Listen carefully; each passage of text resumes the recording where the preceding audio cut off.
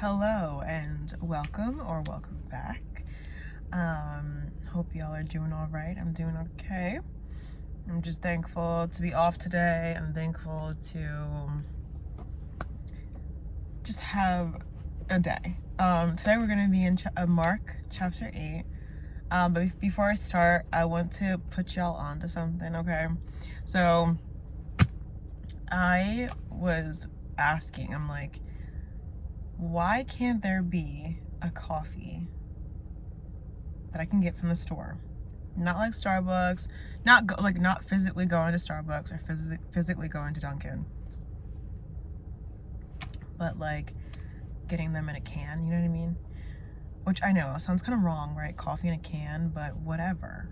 I don't really feel like paying $4 or $5 per coffee when these things are like two something. You know what I mean? So, but I've been trying to cut back on the sugar a lot, and I'm just watching what I eat a lot. So, but the stuff from, like, if you go to Walmart and you get the pre-made stuff from like Dunkin' or Starbucks or any other brand, I think like something like is it Twix makes the coffee now or something? I don't know. There's like so much sugar in it. It's like 25 to 35 grams of sugar per can, and it's ridiculous. But Emma Chamberlain, it's called like Chamberlain Coffee. Hold on, there we go. Chamberlain Coffee. It used to be only online, but now they have like I don't think they sell like the actual coffee in store, but they sell it in a can. And they sell it at Walmart. This one only has 1 gram of sugar in it, and it's sweetened with date syrup. And there's also another brand. This is cinnamon bun, but the best one, it does have more sugar, so it has a total of 13 grams of sugar. The best one is like, I think it's salted caramel, and it's so good. It's really good. But that is 13 grams. I'm okay with the 13 grams because it's 9 added grams. So this is the original recipe, but then they have a sweeter recipe. So that is the one with 13 grams is a sweeter recipe, and that's pretty good.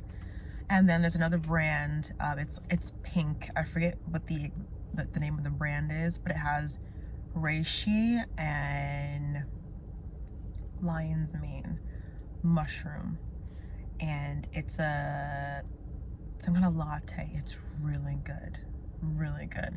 And that one only has 10 grams of sugar, but no added sugar. It just is sweetened with the date syrup.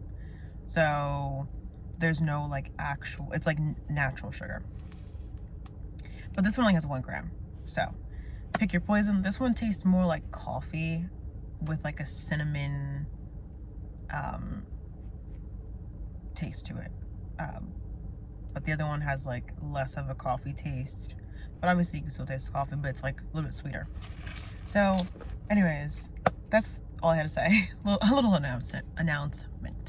I think they're done. They were doing like construction or something back there, but I think they're done. Oh, I was gonna touch on this. So I've been reading my 40 days in the Bible, or through the Bible.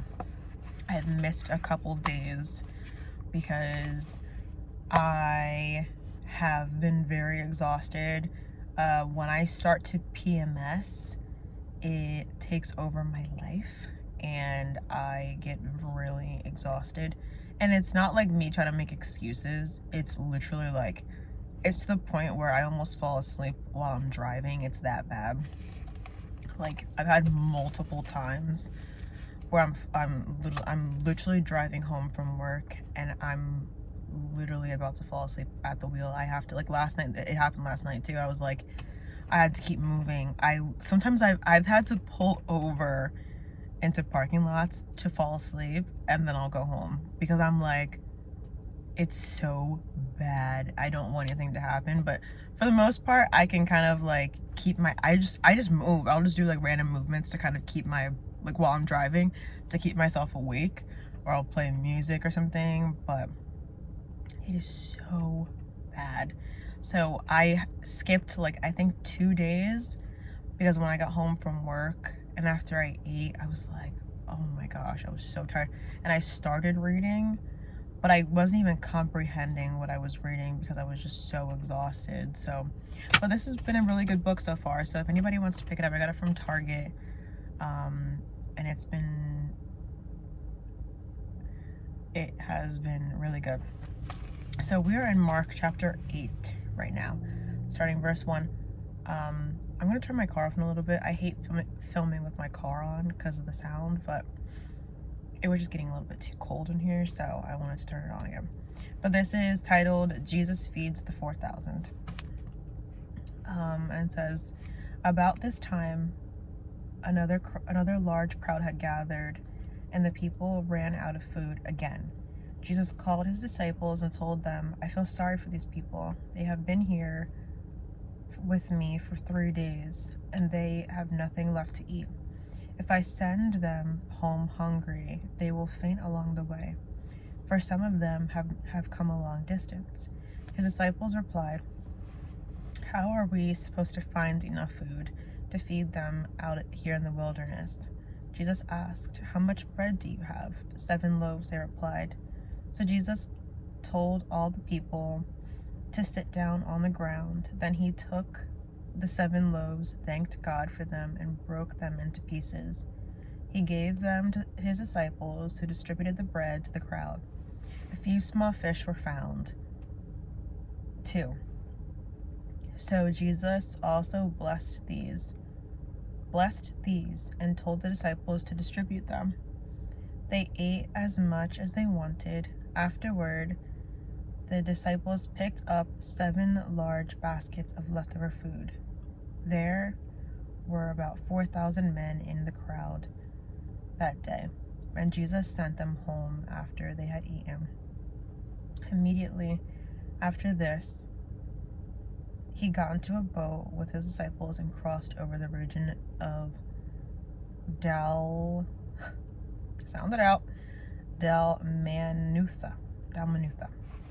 Okay, I think I'm okay. I should have put my seat.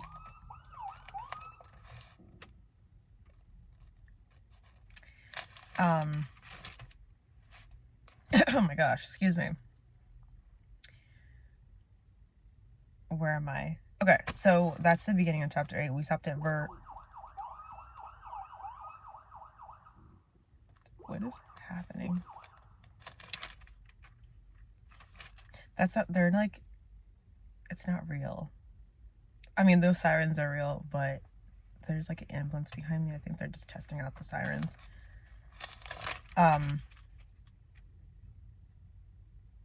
So yeah.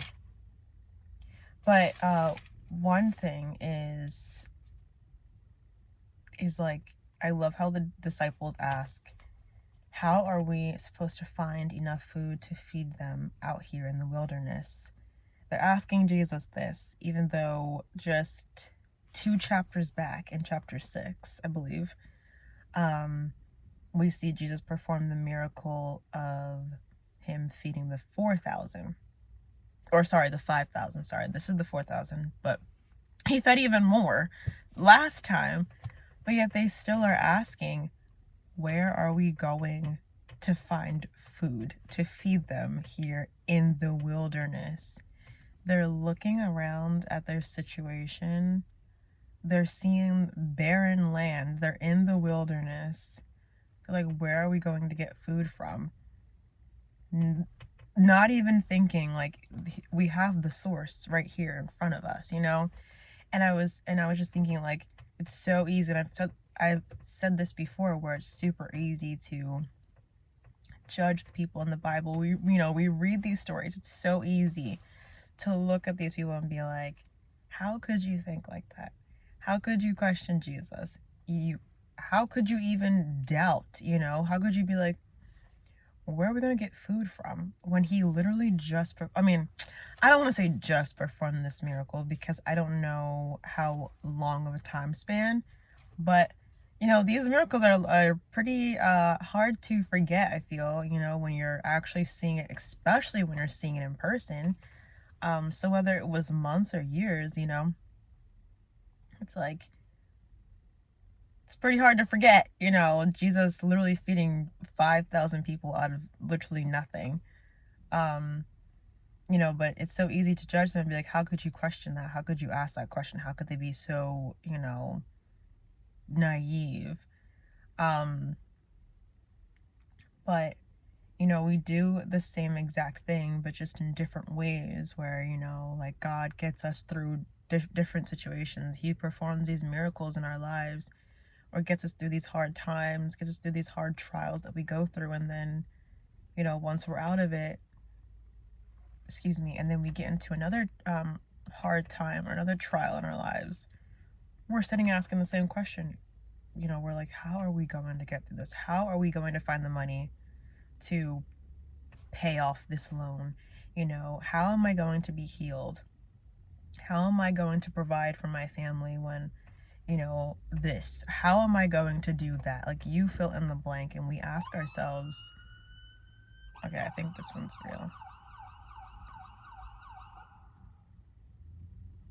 No, it's not. Oh, maybe they're doing like training or something.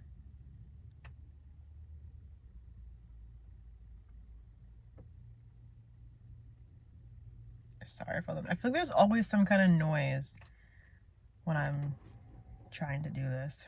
It's okay. I think they're training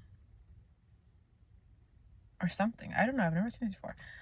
Because they're kind of just like going around in the parking lot. Anyways, okay. So yeah, but you fill in the blank, you know. But it's so easy, you know. It's like it's so easy to judge them, but we do the same exact thing. So just because it doesn't necessarily look like how it is in the Bible doesn't mean that you can't relate to it like it today. So this is starting verse 11. This is titled "Leaders Demand a Miraculous Sign." And hold on, I do want to see. So I have the not New Living. Oh, by the way, this is New Living Translation. I was reading I remembered my Bible today. So I was reading from the NIV. I was switching it up and doing NKJV because I was forgetting my NLT. But today we're back in the NLT. So let's see. Oh, so I'm going to read from verse 4. 8:4. So this is the what is it? Life application. This is in the study part. So it says, how could the disciples experience so many of Jesus's miracles and yet be so slow to comprehend who he was? They had already seen Jesus feed over 5,000 people with 5 loaves of bread and 2 fish. Yet here they doubted whether he could feed another large crowd. Sometimes we are also slow to catch on. Although Jesus has brought us through trials and temptations in the past, we often don't believe that he will do so in the future. Is your heart too closed to take in all that God can do for you? Don't be like the disciples. Remember what Jesus has done and have faith that he will do it again. So yeah. Let's see. So verse 11. When the Pharisees when the Pharisees heard that Jesus had arrived, they came and started to argue with him. See, that's the thing. Okay, hold on. Let me read this first. Testing him. Key words. Hold on. I gotta highlight. Because they're already they're already coming in with the wrong motive. I like this marker. I never use this highlighter. Okay. Testing him. They demanded, do not test the Lord your God. Where is that? I forget. They demanded that he show them a miraculous sign from heaven to prove his authority. I missed this the first time I read this. See, this is what I mean by like, I literally just read this verse and like these things weren't pointed out to me, and I just read this verse not too long ago. Okay. When he heard this, he sighed deeply in his spirit and said, "Why do these people keep demanding a miraculous sign? I tell you the truth, I will not give this generation any such sign." So he got back into the boat and left them, and he crossed to the other side of the lake. So, first of all, the Pharisees are already going into it with the wrong attitude and the wrong heart. It literally says they came and started to argue with him. They were trying to test him. And I wanted to read, let's see, the little insight at the bottom for, let's see, verse 11. It says, the Pharisees had tried to explain away Jesus' previous miracles by claiming they could be attributed to luck, coincidence, or evil power. Here they demanded a sign from heaven, something only God could give. Jesus refused their demand because he knew that even this kind of miracle help would not convince them. They had already decided to not believe in him. Hearts can be kept. I love reading. Hearts can become so hard that even the most convincing facts and demonstrations will not change them. And yeah, so you already see that they're coming in with the wrong attitude. They're not asking God for a sign because they genuinely want to know more and they genuinely want the knowledge and, they want to believe in him. They're trying to disprove him. They already have this thing built up in their minds and in their hearts before. And it's like, Jesus's ways are so much higher than our ways, and his understanding is so much higher than our understanding. Like our human minds and our human understanding could be like, well, why wouldn't Jesus just give them another sign? If he could do a miraculous miracle, that could potentially allow them to believe. If Jesus wants all to come to knowledge, to come to acceptance of him and knowledge of him, then why wouldn't he just do whatever it takes? And I believe that he does whatever it takes, but it's also like Jesus knows beforehand whether a person is going to accept him or not. He knows the motives of their hearts. Like these Pharisees, their motives are not pure. Their hearts are not pure. They're not coming from a place of humility. They're coming from a place of being puffed up and proud, and they think that they know everything. They're not coming from a genuine place of like, I genuinely want to know. I'm genuinely seeking truth, And that's why Jesus is not performing a miracle. He's like, your hearts are already so hard. It does not matter what I do. You're not going to believe because you've already made up in your minds. So it's kind of like, why would he waste his time doing this when he knows beforehand that they're just going to make up some kind of excuse? Oh, it was the wind, it was this spirit, it was that spirit, it was everything but God,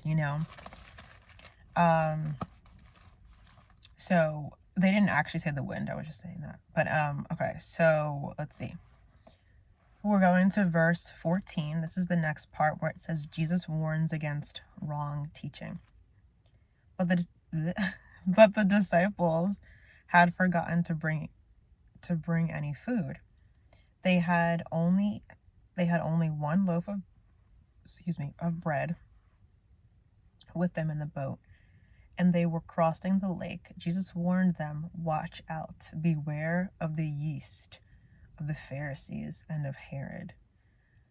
At this they began to argue with each other because they hadn't brought any bread. Jesus knew what they were saying, so he said, "Why are you arguing about having no bread? Don't you know or understand even yet? Are your hearts too hard to take it in? You have eyes, can't you see? You have ears, can't you hear? There's an asterisk. Okay, so verse 8:18 is, I guess, a cross reference to Jeremiah 5:21. Don't you remember anything at all? When I fed the 5,000 with 5 loaves of bread, how many baskets left over? How many baskets of leftovers did you pick up afterwards? 12, they said. And when I fed the 4,000 with 7 loaves, how many large baskets of leftovers did you pick up? 7, they said. Don't you understand yet? He asked them. Wow. It's like, how much does he have to do in order for us to really trust, for us to really believe, for us to really see and understand who he really is? And I think on this side of heaven, we won't be able to fully understand because we have human thinking. I think we can get pretty far, but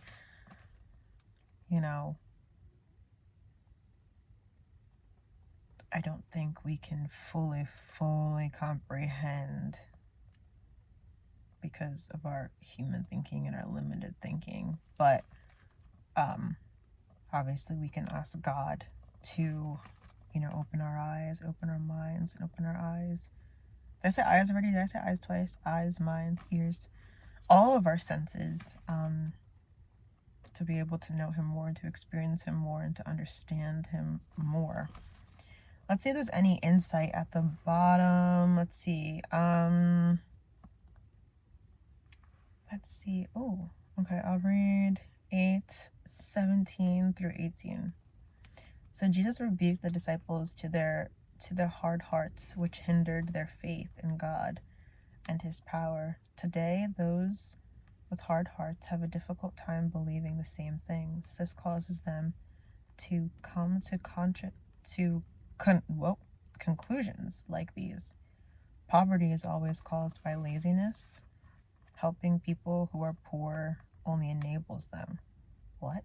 Worship is best conducted in one way, my way, which has worked very well my whole life, thank you, and need not to be changed.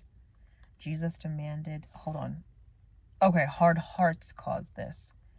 Jesus commanded to make disciples doesn't apply to us. People will never change anyways, so we don't need to do it. The best way to avoid becoming hard-hearted is to listen to Jesus' questions. Don't allow your heart to become hardened. Be open to God's truth, which is full of grace, mercy, and understanding, and will soften. What is happening? And it will soften your heart.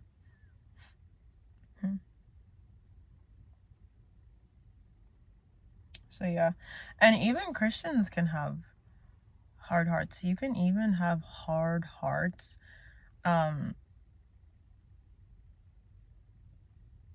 you become saved, I believe. After you accept Jesus into your life, because we're not perfect. We're not going to be perfect. We still make mistakes. We still do things that we don't want to do, even after we become saved. And sometimes I've already used this example where you kind of, you have this wall in your life. To go off of the one where it says, worship is best conducted in one way, my way, which has worked very well my whole life. Thank you. I don't need to be changed. People think that worship only looks a certain way, and people judge others for worshiping the way that they worship. Who are we to say, how God is going to accept worship? There are certain things, but, but there's different ways to worship God. It'll look different and it'll vary from person to person. Some people are more expressive. And if you are a person that's not that expressive and you're next to a person that is expressive, you could be like, God doesn't like that. God doesn't, that's unacceptable, But it's like, if they are worshiping from a pure heart and that's how they choose and that's how they express their worship and it's pleasing to the Lord, let them do it. You know what I mean? Let them do it. And also, like, allow your heart to be open to change, to be open to spiritual change, physical change, things that are around you. Don't hold on so tightly to a way of life or a way of thinking. God is always working, which means that things can change in your life. Things are changing in my life all the time. We are ever changing beings, so yeah. I don't know why it like I felt something in me when what was it? Why are you arguing about having no bread? Don't you know or understand even yet? Are your hearts too hard to take it in?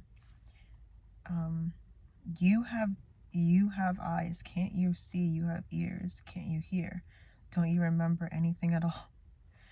I love when Jesus burns the disciples, but like it's also, I feel like he's talking to us too. Or that's how he thinks of us when we start to question him.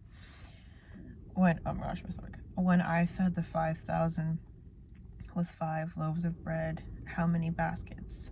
And he's reminding them of what he did. How many baskets of leftovers did you pick up afterwards? 12, they said. And when I fed the 4,000 with 7 loaves, how many large baskets of leftovers did you pick up? 7, they said. Don't you understand yet? He asked them. I don't know. Because I make that personal to myself too, where I just question God and I get into this like a negative mood or like a negative energy where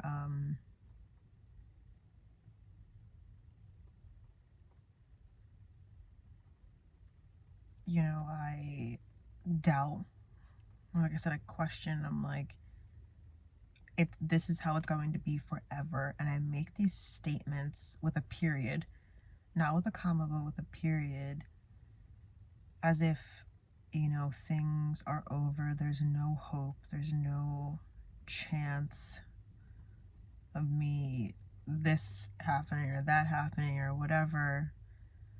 And I just feel like God is like, don't you understand? Don't you understand yet? Like, don't you understand yet? Like, I don't know. I don't know how else to explain it. That's just the question that is like personal. It's like he's done all these things already in the past. He's made nothing. He's taken nothing and made it into something. So what is too hard? You know what I mean? So we're going to move forward. Verse 22. This is Jesus restores sight to a blind man. When they arrived at Bethsaida, some people brought a blind man to Jesus, and they begged him to touch him. The man and heal him. Hello. Jesus took the blind man by the hand and led him out of the village. Then spitting on the man's eyes. Didn't oh my god, Mike Todd do this? Then spitting on the man's eyes, he laid his hands on him and asked, which he's apologized for. I'm not bringing that up for any drama purposes. It just reminded me of that. I'm sorry.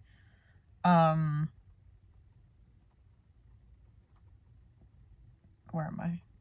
Then, spitting on the man's eyes, he laid his hands on him and asked, "Can you see anything now?" The man looked around. "Yes," he said, "I see people, but I can't see them very clearly. They look like trees walking around." Then Jesus placed his hands on the man's eyes again, and his eyes were opened. His sight was completely restored, and he could see everything clearly. Jesus sent him away, saying, "Don't go back into the village. Don't go back into the village on your way home." So it's just me asking, like, I don't know. I haven't researched this and I haven't looked into this, but I just wonder, what inspiration did Jesus get when he healed different people? Because it's like, I feel like the way that he heals people is like, there's just different ways, he'll speak, he'll put his hands on them, he spits one time, he just doesn't even have to be there in the room and he heals them, like, but I just wonder, like, what the significance of the way, like the approach of how he heals them. So I don't know. I'm gonna read this and see if this has anything. It says, for 8:25, why did Jesus touch the man a second time before he could see? This miracle was not too difficult for Jesus, but he chose to do it in stages, possibly, to show the disciples that some healing would be gradual rather than instantaneous, or to demonstrate that spiritual truth is not always perceived clearly at first. But Jesus left, however. Before Jesus left, good miss, what? However, the man was healed completely. So that didn't really, I just don't know. I don't know if anybody knows, why Jesus chose certain ways to heal, like this time, but this time he heals a different way, and this other time he heals another way. This is verse 27. This is titled, Peter Says Jesus is the Messiah. Jesus and his disciples left Galilee and went up to the villages near Caesarea Philippi. As they were walking alone, he asked them, "Who do people say I am?" "Well," they replied, "some say John the Baptist, some say Elijah, and others say you are one of the other prophets." Then he asked them, "But who do you say I am?" Peter replied, "You are the Messiah." But Jesus warned them not to tell anyone about him. There is an asterisk, or the Christ. It says Christ, Messiah, a Hebrew term, and Christ, a Greek term. Both mean, I wish I could read. Both mean anointed one. That's beautiful. So now we're on verse 31. It's Jesus predicts his death for the first time. Then Jesus began to tell them that the Son of Man must suffer many terrible things, and be rejected by the elders, the leading priests, and the teachers of religious law. He would be killed, but 3 days later he would rise from the dead. As he talked about this openly, with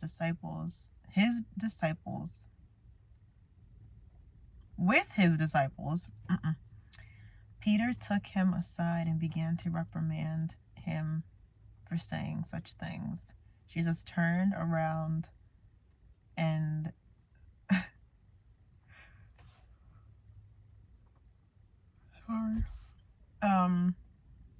Jesus turned around and looked at his disciples, then reprimanded Peter. "Get away from me, Satan," he said. "You are seeing things merely from a human point of view, not from God's." Then calling the crowd to join the disciples, he said, "If any of you wants to be my follower, you must give up your own way, take up your cross, and follow me. If you try to hang on to your life, you will lose it. But if you give up your life for my sake and for the sake of the good news, you will save it. And what do you benefit if you gain the whole world and lose your own soul? Is anything worth more than your soul? If anyone is ashamed of me and my message in these adulterous and sinful days, the Son of Man will be ashamed of that person when he returns into the glory of his Father. He returns in the glory of his Father with the holy, my gosh, the holy angels. This is so powerful. Okay, hold on. I just want to highlight this because I didn't read this in this Bible. Hold on. I'm gonna highlight all this. I started reading in my other Bible. So I have some things that are not highlighted that should 100% be highlighted. So I love this passage. Sorry. So let me see. Where do I want to start? If any of you wants to be my follower, you must give up your own way, take up your cross, and follow me. If you try to hang on to your life, you will lose it. But if you give up your life for my sake and for the sake of the good news, you will save it. And what do you benefit if you gain the whole world but lose your own soul? Is anything worth more than your soul? There's an asterisk, so I'm going to read. So it's 836, or yourself. It says, and what do you benefit? So where does self come from? Is that Hebrew? Or is that in the Greek? I don't know. Is anything worth more than your soul? So I want to talk about that for a second.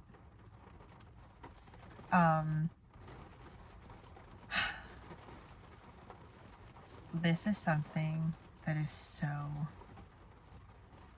difficult. And maybe for some people it's a little bit easier.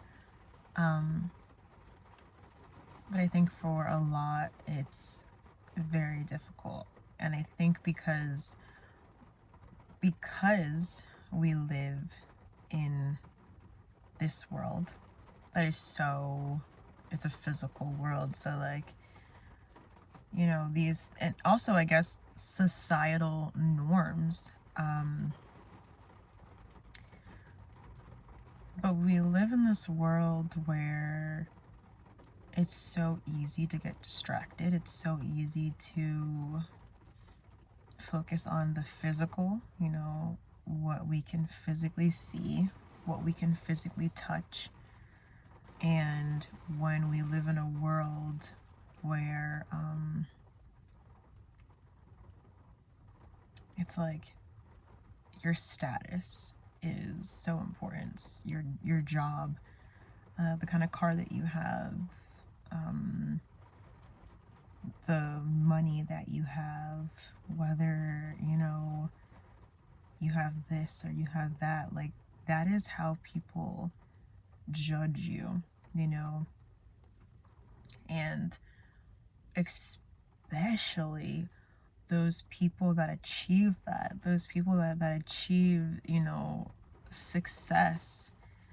Oh my gosh, I wish I could use my phone to look up that passage and where that is. I know it's in the Gospels. I just don't know where it is. Oh, chapter 9 is exciting. I'm excited. But it talks about... Wait, hold on. Wait, is it this one? This is it. Okay, I'm going to skip ahead. I'm going to go to chapter 10. Just for a little bit. We're still going to do it. But I'm going to read this now. Okay. As this is Jesus speaks to the rich young man. As Jesus, I think this is it. If this is not it, then I'm going to be embarrassed. But we're just going to go for it because I'm sure it's going to be good anyways. As Jesus was starting out his way to Jerusalem, a man came running up to him, knelt down, and asked him, "Good teacher, what must I do to inherit eternal life?" "Why do you call me good?" Jesus asked. "Only God is truly good. But to answer your question, you know the commandments. You must not murder. You must not commit adultery. You must not steal. You must not testify falsely. You must not cheat anyone. Honor your father and your mother." "Teacher," the man replied, "I've obeyed all these commands since I was young." Looking at the man, Jesus felt genuine love for him. "There is still one thing you haven't done," he told him. "Go and sell all your possessions and give the money to the poor, and you will have treasure in heaven. Then come and follow me." At this, the man's face fell. He went away sad, for he had many possessions. Jesus looked around and said to his disciples, "How hard is it for the rich to enter the kingdom of God?" This amazed them. But Jesus said again, "Dear children, it is very hard to enter the kingdom of God. In fact, it is easier for a camel to go through the eye of a needle than for a rich person to enter the kingdom of God." The disciples were astounded. "Then who in the world can be saved?" they asked. Jesus looked at them intently and said, Humanly speaking, it is impossible, but not with God. Everything is possible with God."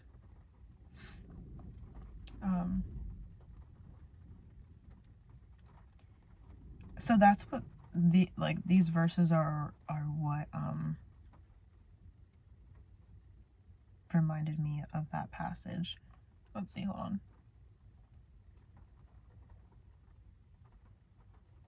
I'm going to keep reading. Then Peter began to speak up. "We've given up everything to follow you," he said. "Yes," Jesus replied, "and I assure you that everyone who has given up a house or brother or a sister or mother or father or children or and poverty for my sake and for the good news will receive now in return 100 times as many houses, brothers." I don't think this is how it's worded in the New King James. "Brothers, sisters, mothers, children, and property." I said poverty. It was supposed to be property. So it was not read. Okay. "Along with persecution. And in this world," I was going to say, if you give up poverty, is that a good thing? Okay. Anyways, "and in this world to come I love reading. It's so fun. And in the world to come that person. And in the world to come that person have eternal life." Oh, and in the world to come, that person will have eternal life. I love reading. It's so fun to me. It's such an easy task. But many who are the greatest now will be least important then, And those who seem least, I love this, and those who seem least important now will be the greatest then. There's an asterisk. I'm going to read it. Greek. In the Greek it says, but many who are first will be last, and the last will be first. I love that. Love, love, love that. So one thing that helps me to not attach to the physical things, to money or to jobs or to cars, people, I don't know. I feel like I'm getting a little bit better with detaching myself to people, but I don't know. God's the judge, so I'll leave it up to him. He might think it different, but I don't know. But it's definitely realizing that these things are not mine. Like, this is not mine. I'm borrowing this, basically. Nothing is really ours, you know? Yeah. It might have our name on it, but it's not really ours. Like, whenever I've had times, and this is just me being vulnerable, where like if I see someone, maybe I see somebody in need, and I'm like wrestling my human nature is like wrestling, and I have like, let's just say I have like $20. I'm just gonna like make up a scenario, but let's just say I have like $20, and I'm like, I was going to the store and I was gonna buy myself some food with that $20, but yet I see somebody on the side of the road and I'm like, do I give them the 20, or like do I go and get them some food for the 20, or do I use it on myself, right? And I'm wrestling with myself, and I'm like, and eventually I'm like, fine, I'll give them the 20, or like whatever. But I've had that in my life, and not like, oh, I only have $20, but you know, where I'm like, oh, I was gonna use this for something else, you know what I mean? And eventually I come to my senses, but it's like, first of all, I don't even want to do that in the first place. But second of all, I come to the conclusion of like, this isn't even my money. This is not even my money. I'm like, this is God's money. You need to ask, what would God want you to do with this money? Like, give it to somebody. Like, hello? It's like a literal no-brainer. You know what I mean? But here I am, like, or I'm like, oh, I was gonna, you know, save that, or I was gonna put it away. You know, now I'm not gonna have that in my bank account. It's like, bro, it's not even your money, and like, to begin with. You know what I mean? And all these things that God has given us and God has allowed us to achieve and to have, like, shouldn't we be using it for good? Shouldn't we be using it to please Him, you know, and to serve others? And it's not just money, it's our gifts, it's our talents, it's our brains, you know, the ideas that God has given us. You know, we're to use all things to bring God glory. And it could even be your car. I'm looking at my car right now and it needs to be cleaned. It's like, even just taking care of the things that He's given you, taking care of the house He's given you, taking care of your family, taking care of the things, but like also understanding and realizing that these things are not even yours. They're not. They are all a gift from God. And we are to operate as if they are, because they are, you know? But it's really easy to like hold on to that. So easy to hold on to your money, to hold on to your car, to hold on to your family. All of this is so temporary, you know? You can lose your money like that. Your car can stop working like that. You know, your health can go like that. Your family members can die like that, you know? So, of course, take care of, you know, cherish it, be thankful, take care of what you have. But to learn to not attach yourself and to not allow that to become your identity, you know? Because that's when you start to have a problem. But I love those passages. And that guy was upset. He's like, God, he's like, Jesus, I've kept all those. Is my necklace on backwards? No. Okay. He's like, Jesus, I've kept all those commandments. And Jesus is like, okay, well, there's one thing that you haven't done. Sell all your possessions and give to the poor and come and follow me. And that's when he has a hard time. He has no problem. I've obeyed, I've obeyed the law. I've done this, I've done that. But as soon as it comes to like having to start giving things up, it's like, that's too much. But it's like, I also think because we don't see it, we've never seen heaven. We've never experienced heaven. We've never experienced the fullness of God. Maybe we've experienced him, but not the fullness. We've never seen him face to face. We've never seen him in his heavenly form. You know what I mean? So it's like we haven't experienced it. So it's so easy to look at the things here on earth and be like, this is it, this is what we have. It's so easy to not think about eternity, the heavenly realms. It's so easy to just be like, okay, well, you live now and you live in the moment, and that's it, and that's all we have is the moment. But it's like, there's so much more to life than just this moment, not that this moment isn't important. This moment's very important. It's very meaningful. But yeah. And when you think about it, when you gain the whole world and you lose your own soul, what do you benefit if you gain the whole world and lose your own soul? What do you gain? What is the benefit? Actually, you could have, as many cars as you want, as much money. What does that do for you? Of course, I do believe money can buy happiness temporarily, 100%. I'm sure that, if those who are struggling to pay bills and pay rent and provide for their families, I'm sure if they had a couple milli or a couple billy in their bank account and they didn't have to worry about the stresses of, living paycheck to paycheck, I'm sure they'd be happier, of course. I'm not saying that money doesn't matter, okay? But when you think about it, when you achieve all these things, what is it worth? So what? You have another car. So what? You have this money. So what? You have this job. So what? You have this house.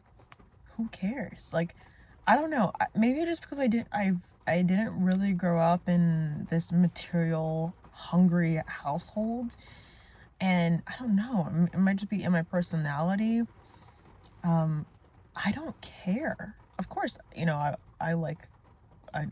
love cars and having a house, but I'm not like, oh, I need more. I don't need 5 cars. I don't need 5 houses. I don't need 5.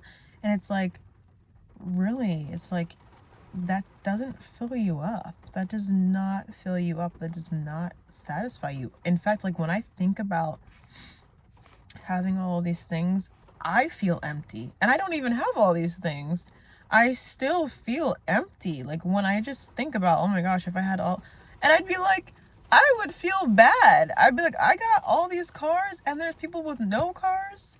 I have all this money and there's people with, I would feel I would feel guilty. I'd be like, okay, no, something's got to give, because, it's like, I don't know. But when I think about, achieving all these things that we find to be so important in our lives and that people find to be, it's like, it's not as important as you think it is. It's not. Your status is not that important as you think it is, honey. It really isn't. And again, it just puts a lot of pressure on us too to become this person. When it's like, when you come to Jesus and you realize, like, none of this is actually important. The things that you are seeking and the things that you're trying to achieve in this life don't actually matter. They don't matter. They do not. I'm not saying that you should just quit your job and be broke for the rest of your life, you know. God uses all people, whether you're rich or you're poor. God can use anybody, you know. So I'm not saying, like, you know, you shouldn't have money, you shouldn't have a job, you shouldn't do this, you should whatever, or you shouldn't have a car. No, I'm not saying that. I'm just saying, like, the motive, the heart, and it really does all come down to the heart. And that's something that is definitely a repeated theme in Mark. The heart. The heart. What is the motive of the heart, you know? So that's it for chapter 8. I almost said 10, 7, and 8. Okay. For chapter 8. That was really good. I'm happy I read all that in chapter 10. I'm happy to go through that again. I'm excited. And then the next chapter is going to be exciting too. It's all exciting. It's all really great. It's all good. I've been loving Mark so far, so I'm excited to really get into it and get into more. But yeah. I don't know what's the challenge for this week. I think the challenge, or yeah, the challenge. What was the challenge? I forget. What was it last time? I forget. I think I'm going to start this new thing where it's like, this is the challenge that we're going to have for the week, for the life. But we'll start small. For the week is to challenge yourself as to, like, what you're focusing on, what is the driving force behind, like, what you're doing. But also, hold on, challenge yourself. I'm trying to, like, think of it in my head. Challenge yourself to think about what you are attaching yourself to. What do you have an attachment to? Are you holding on really tightly to your job? Are you holding on really tightly to your money? Are you holding on really tightly to your family? To what material things do you hold on to so tight? Like, your grip is just like, you're gripping that thing, you know? And also challenge yourself to let go, to loosen the grip. And if you're having a hard time, then ask God to help you. And if you're having a hard time with pointing out something, ask God to point it out to you in your life. That's the challenge, and I want to do that in my own life as well. So, anyways, that's it for now. And next time we will be on chapter 7, and I'm excited. I'm looking forward to it. So that's it. All right, until next time.